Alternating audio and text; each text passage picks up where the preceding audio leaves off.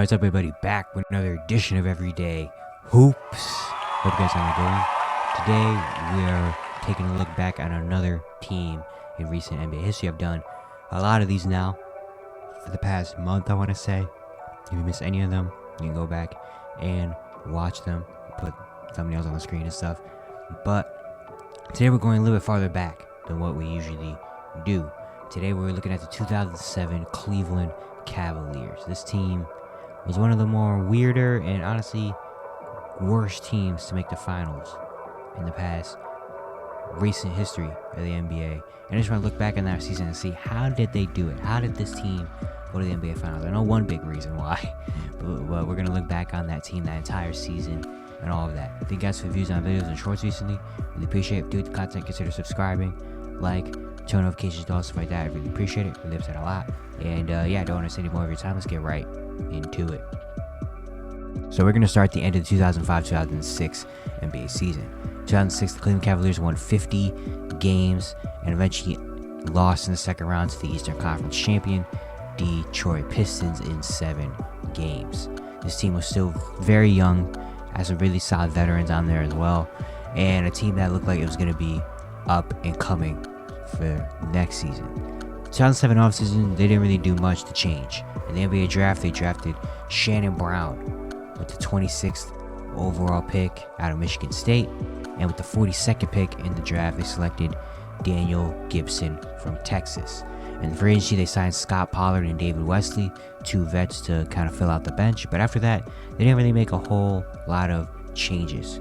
Coming to the 2007 season, the Cavaliers starting lineup was Eric Snow was their starting point guard, a 33-year-old PG that's been around the league. He's most notably known for playing on the Allen Iverson era Philadelphia 76ers. They had Larry Hughes as their 2 guard. At this point, he was 28 years old, has been around, was a bucket getter. Just a few years ago, he was a 22-point per game scorer with the Washington Wizards. Now he's in Cleveland. Starting at the 4, Drew Gooden, coming into his 5th season in the NBA, 3rd year at Cleveland. He actually was pretty solid 4, scoring in the interior.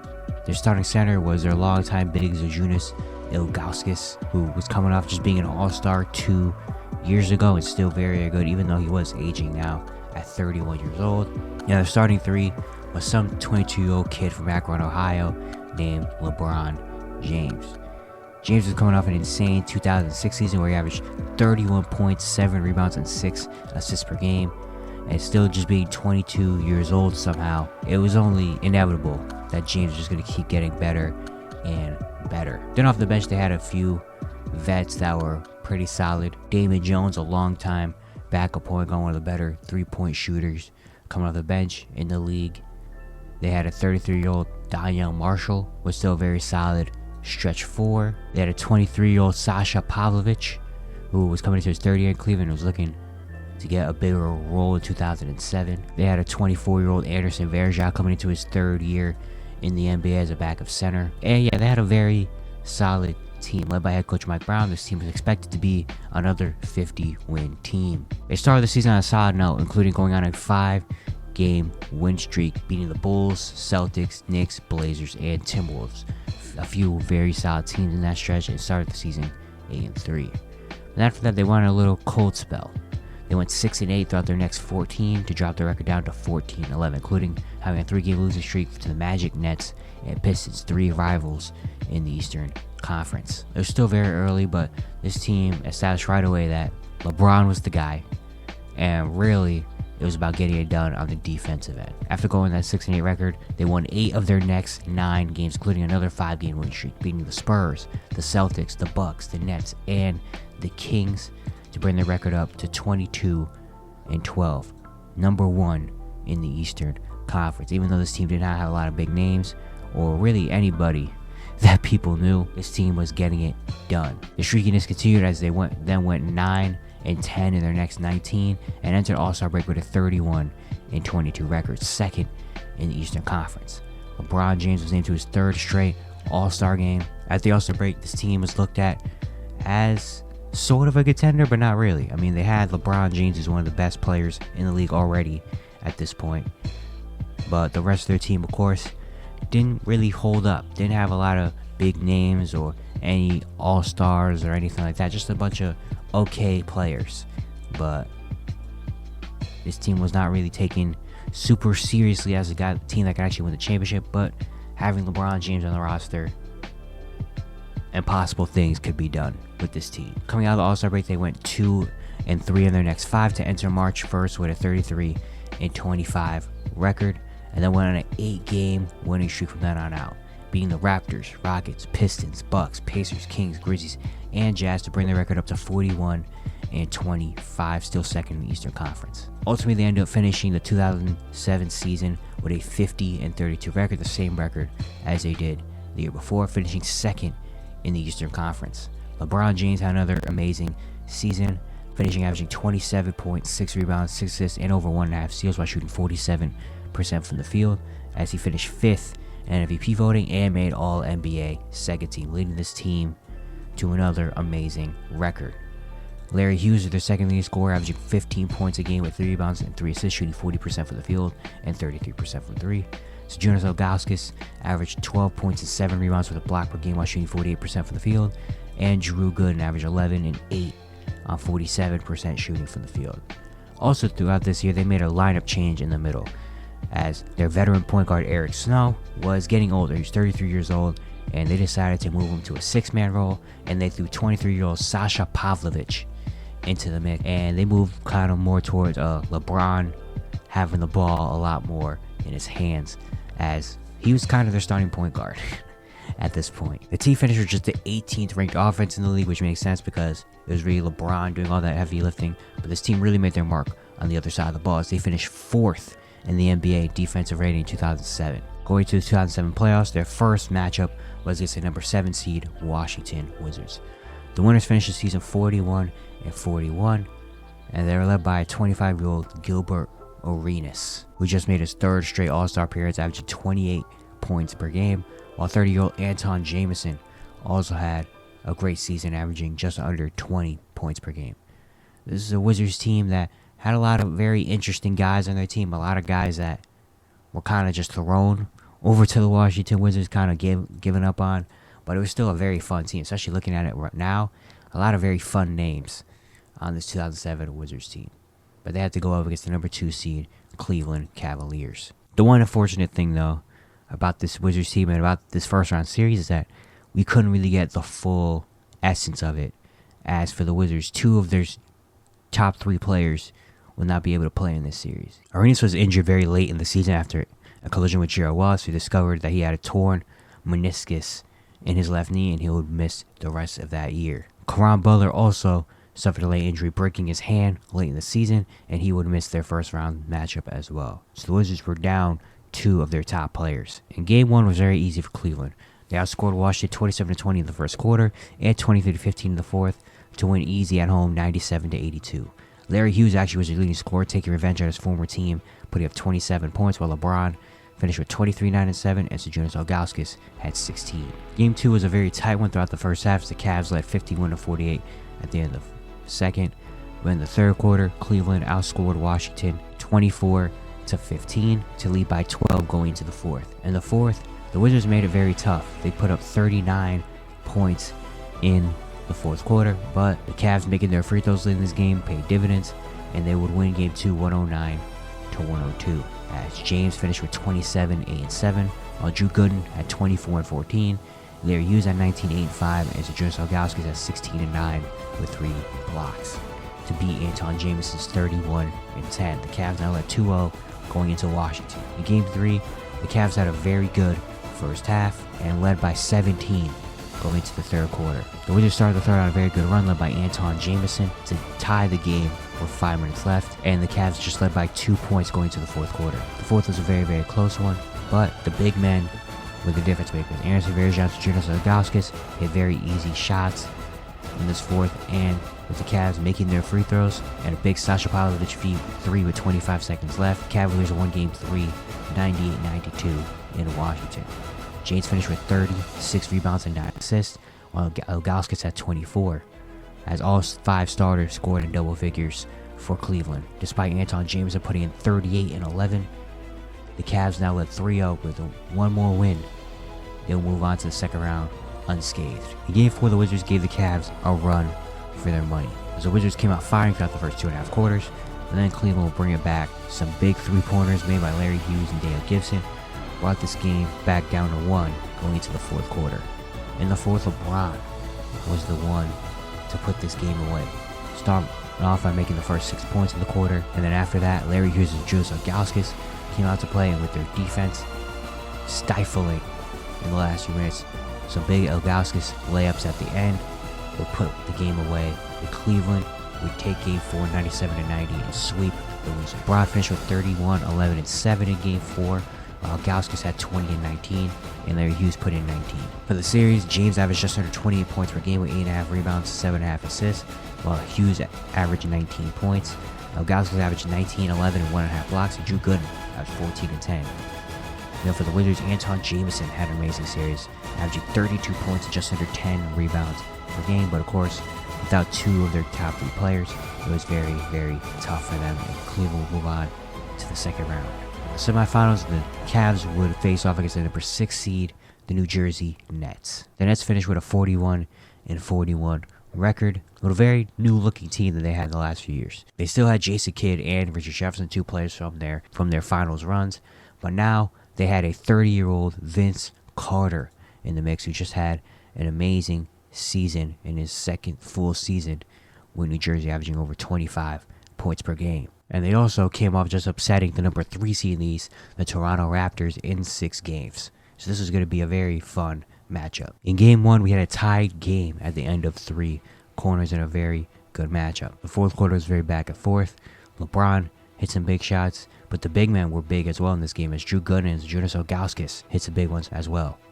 The Cavaliers' defense also came to play, as they held New Jersey to just 10 points in the quarter until the final 3 minutes. At that point, the game was kind of already decided, and after a big LeBron jumper and Larry Hughes jumper, the Cavaliers would win Game 1 81-77. James finished with 21, 11, and 7 in Game 1, while Larry Hughes put in 17 and 6 assists with 4 steals.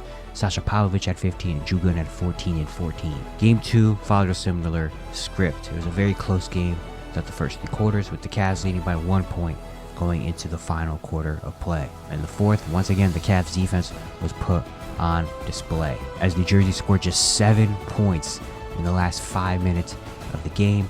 The Cleveland would take Game 2 102-92. James had another amazing game, finishing with 36 points and 12 assists on 12 for 24 shooting, while Pavlovich had 17. The entire starting 5 will put up double figures once again. Cavs now had a 2-0 series lead heading back to Jersey. In Game 3, the Nets got off to a good start, outscoring Cleveland 22-15 in the first quarter.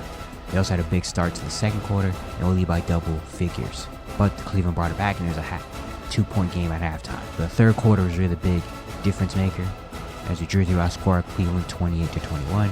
Despite Cleveland comeback efforts, the Nets would take Game 3 96-85. Hughes was the leader in Game 3, putting in 23 points, while James had 18, 6, and 12. But 3 players scored 23 for the Nets, and Jason Kidd's triple-double would lead them to a win. It was now 2-1. Game 4 was huge. Cleveland winning this one would be big, going up 3-1, going back home. In Game 4, the Cavs did some big threes in the mid-third quarter that would give them a 2-point lead going to the fourth. The fourth was very, very close, but free throws were a big part of this game, as the Cavs made 8 free throws in the last 5 minutes of this game. Also, the defense was once again put on display, as the Nets had a hard time scoring in the last few minutes, and a Vince Carter turnover with 2 seconds left in this game will be the decider, as Cleveland took Game 4 in New Jersey 87-85. James finished with 39 and 7. Larry Hughes had 19, and Ilgauskas had 13 and 11. Cleveland will now take a 3-1 series lead back home. In Game 5, the Nets came out with a lot of heart. The end of the second, early third quarter was a big deciding factor. The Nets held an 18-point lead at the end of the third, and the fourth quarter was one of the ugliest you've ever seen. The score in the fourth quarter was 13-6, as the Nets would win Game 5 83-72 to keep the series alive. James finished with 29 and 5, and Ilgauskas at 16, but it was a tough shooting day, as the Cavs shot just 33% from the field. It was now Game 6 back in New Jersey, and the Cavs really wanted to take this one. They did not want a Game 7. The Cavs outscored the Nets 32-15 in the first quarter, and held a big lead throughout the entirety of the first half. In the third quarter, the Nets will outscore Cleveland 22-8. Cavs putting up 8 points in the third quarter, and now we would have a good game. In the fourth, the script flipped as Cleveland would outscore the Nets 27-12 in the fourth and win Game 6 88-72 and move on to the conference finals. James finished with 23-8, while Daniel Marshall was a big factor, putting 18 points and hitting 6 3-pointers off the bench, while Drew Gooden had 16. For the series, James finished averaging 24, 7, and 8, while Larry Hughes averaged 13, Ilgauskas averaged 11, Gooden averaged 10, and Popovich averaged 10. The entire starting five scoring in double figures. The Cavaliers were now moving on to the conference finals for the first time since 1992, where they lost to the eventual champion Chicago Bulls in 6 games. This was big for the Cavaliers. A 22-year-old LeBron James having a conference finals appearance this early with this type of team. I mean, who would have expected it? In the conference finals, they would have to face the one team in the East, the Detroit Pistons. The Pistons this season won 53 games, and even though a lot of their team was getting older, it was still a very good one, as this was a team that just won a championship a few years ago and has been at least in the conference finals over the past 4 seasons. It was up to be a very good battle. The game 1, the Pistons led by 1 point going into the fourth quarter, and the fourth was very, very back and forth, but the Pistons defense was the one that took this game over, as the Cavs couldn't score in the last minute and a half and missed 5 shots in the last minute of a half that would have given them the lead, and the Pistons won game 1 79-76. Ilgauskas was the leading scorer at finishing with 22 and 13, while Larry Hughes at 13, 6, 7, Anderson Varejao shot 13 off the bench, and LeBron had a really rough game with just 10 points, along with 10 rebounds and 9 assists on 5 for 15 shooting. One of the first times we've seen LeBron really shut down, as of course the Pistons had an amazing defense. In game 2, Detroit led 20-16 at the end of the first quarter. In the second quarter, Cleveland outscored Detroit 34-18 to take a 12-point lead at the half. In the third quarter, the Pistons would come back, and the Cavs would lead by just 3 after a Daniel Marshall 3-pointer with 7 seconds left in the third. In the fourth quarter is once again another battle. Rasheed Wallace and Rip Hamilton hit some big shots in the fourth and hit some big free throws. James would miss a big hook shot with 7 seconds left, while Varejao missed a tip-in as well. And with a couple free throws made, Detroit would win game 2 79-76 as well. We take a 2-0 series lead. James bounced back a little bit in game 2, finishing with 19, 6, and 7, while Popovich had 14 and Varejao had 14 and 14 off the bench, looking very, very good. Here's now 2-0 Detroit, but now we're back in Cleveland, and these are going to be 2 huge games. Game 3 was a very tight one throughout the entirety of the first 3 quarters, with Detroit leading by 1 going to the final quarter of play. In the fourth, was once again another back and forth battle, but this time more of a high scoring quarter than what we usually see, but some big LeBron James shots, as he scored 7 in the last 3 minutes of this game. The Cleveland would win game 3 88-82. James finished with 32, 9 and 9, including hitting some clutch shots in the fourth quarter. Ilgauskas has 16, Popovich had 13, and Drew Gooden had 12 and 6. There's now a 2-1 series lead going to game 4. In game 4, Cleveland held the double-digit lead throughout period of the second quarter, but the Pistons would fight back and tie the game and even take the lead late in the third. In the fourth quarter, the Cavs went on a 12-2 run in the mid-fourth quarter to take a 6-point lead, and they would carry that throughout the rest of it, including making some big stops, getting huge offensive rebounds, and Cleveland would win game 4 91-87 to tie the series up. James finished with 25, 7, and 11, while Daniel Gibson, the rookie, was huge, finishing with 21 points off the bench, and Drew Gooden had 19 as well, and the series was tied at 2 going back to Detroit. Game 5 was a huge, huge game. 2-2 series, the 2 best teams in the Eastern Conference.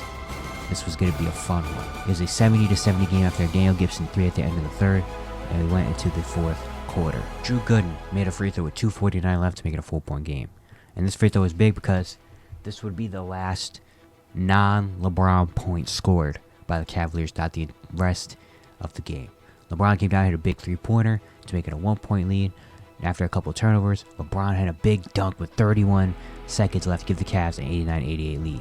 Billups came down and hit a 3-pointer on the next play, but then LeBron's made another thunderous jam to tie the game with 9 seconds left. Billups would miss a 3 at the buzzer, and we would go into overtime. Overtime was another very back and forth game with LeBron James scoring all 10 points for Cleveland. The Cavs led 196 with 33 seconds left, but then Rasheed Wallace would hit 2 free throws. After LeBron missed, Bills would hit 2 free throws, and we would go into double overtime. Double overtime is very back and forth, with LeBron once again scoring every point for Cleveland. In a 107-107 game, LeBron James would hit the decider, making a layup at the rim with 2.2 seconds left. And after Chauncey Billups missed jumper, Cleveland would win a huge game 5, 109-107.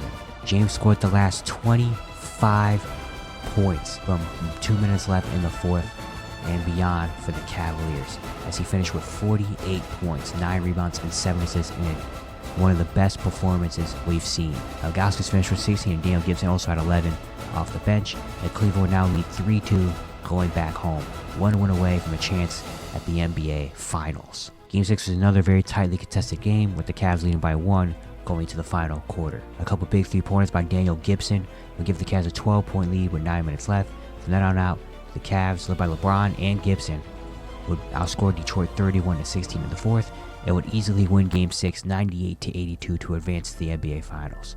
Daniel Gibson, this was his game, as he finished with 31 points and hit 5 3-pointers off the bench as the rookie second-round pick made his impact felt. James finished with 20, 14, and 8, and Ilgauskas had 11 and 12, and the Cavaliers would move on to the NBA Finals. For the series, James finished averaging 25, 9, and 8 with almost 3 steals, while Gibson averaged 13 on 50% shooting from 3, and Ilgauskas averaged 13 and 9. This Cavaliers team were now in the NBA Finals for the first time in franchise history. They have never made an appearance like this before now, and their matchup was taking on the 58-win San Antonio Spurs. Spurs at this point already had 3 championships in the past few years. Led by Timmy D, Tony Parker, and Manu Ginobili, this team was not one to take lightly, obviously. They won 58 games, but somehow finished 3rd in the Western Conference because that was what it was at this time. They knocked out the Nuggets, Suns, and Jazz pretty easily to make it this far. Everyone knew that James had a very tough task at his hands, taking on one of the best teams we've seen the past few years, with a powerhouse coach, powerhouse stars, powerhouse bench. This was going to be a tough one for Cleveland, and everyone honestly kind of knew where their series was ending up. In Game 1, the first and the third were the big deciding factors. San Antonio outscored Cleveland 20-15 in the first quarter, and in the third they outscored them 24-14 and would win Game 1 85-76. James had a very tough one as well, finishing with just 14 points on 4 for 16 shooting. Gibson actually was their leading scorer with 16, as Tony Parker and Tim Duncan finished with 27 and 24 respectively. In Game 2, the first half was the big difference, with San Antonio leading Cleveland 58-33 at half. And despite Cleveland putting up 30 in the fourth quarter, it would not be enough, as the Spurs would win Game 2 103-92. Jason finished with 25, 7, and 6, and Gibson had 15. But Tony Parker's 30 points and Tim Duncan and Manu each putting up 25 and 23. It was no use, and Cleveland was now quickly down 2-0, going back home. The Spurs led by 5 at the end of the third quarter, and in the fourth quarter, Cleveland was so close. Pavlovic hit a big 3-pointer with 48 seconds left to make it a 2-point game. Ginobili hit a free throw with 10 seconds left to make it a 1-point lead. And James hit the layup with 6 seconds left to make it 1. After Ginobili hit 2 free throws, the Cavs had the possession with 5 seconds left, but James would unfortunately miss a 3-pointer to tie it up, and the Spurs won Game 3 75-72 and took a 3-0 series lead. Despite LeBron's 25, 8, and 7, Pavlovic and Gooden had 13, and Ilgauskas had 12 points and 18 rebounds. It just was not enough. We're now in Game 4. Cleveland at least needed 1 win. At least 1. Don't get swept in the finals. You know what I mean? But a big third quarter for the Spurs, outscoring Cleveland 21-18, would make it look like the Spurs were on their way, but the Cavs fought back, going on a 11-0 run to start the quarter, up by 3 points halfway through. After going back and forth, Manu Ginobili and Fabrizio Oberto hitting big shots would give the Spurs an 8-point lead. From then on out, the Spurs would just hit clutch free throws and win Game 4 83-82, sweeping the Cavaliers and winning the Larry Bird beating in Cleveland. For the series, James averaged 22, 7, and 6 on just 35% shooting, while Gooden averaged 12, and Daniel Gibson averaged just under 11 points per game. But despite this loss, this was an insane year for the Cavaliers. Their first ever finals appearance in franchise history. This team winning 50 games. LeBron's crazy playoff run at just 22 years old. Great things are bound to come for them, right? And, well, I mean, they did. It took a long time for it to happen, but it did. And the Cavs, to this day, are still one of the most weirdest teams to ever make it to the NBA Finals. But they made it, though, which is all that matters. Alright, that's it for today. Hope you guys enjoyed. Once again, if you the content, consider subscribing, like, turn notifications on, stuff like that. I really appreciate it. It helps out a lot. And, yeah, I'll see you guys tomorrow.